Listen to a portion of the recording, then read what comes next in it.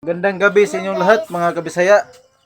At sa gabi na ito ay magluluto na naman tayo ng ating ulam panghapunan. At ang lulutuin natin ay iskabitsing tuyo. Papakita ko sa inyo mga kabisaya kung paano lutuin ito. At sana makatulong din sa inyo. Ito yung mga sangkap natin mga kabisaya. Meron tayong mantika, siyempre para sa prituhin itong ating tuyo. Tapos maraming kamatis, may luya at saka bombay. Prituhin lang muna natin tong tuyo natin.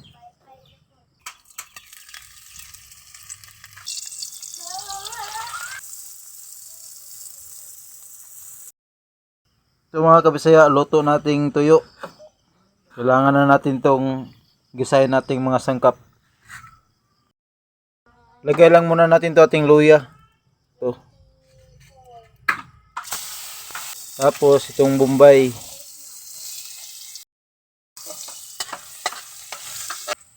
At lagay na rin natin to ating kamatis mga idol, mga kabisaya.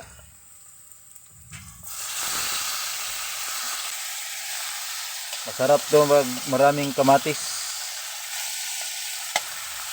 Lagay na rin natin to ating mafran mga kabisaya. Ito yung pangano natin. Sauce. Ayan, lagay lang natin. Ubusin na natin to. Tapos lagyan lang natin ng konting suka para mag-blend lang yung tamis asim niya.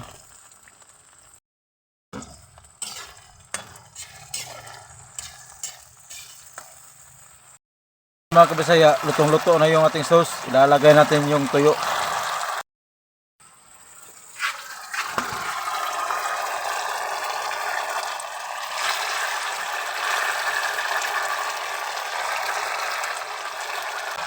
Tapos, ano lang natin siya ng sauce.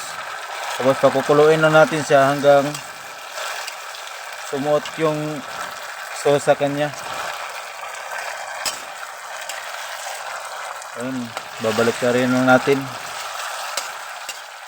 para manuot yung sauce sa ating tuyo. So mga kabisaya, lutong-luto na yung ating iskabitsing tuyo. Lalagay na natin.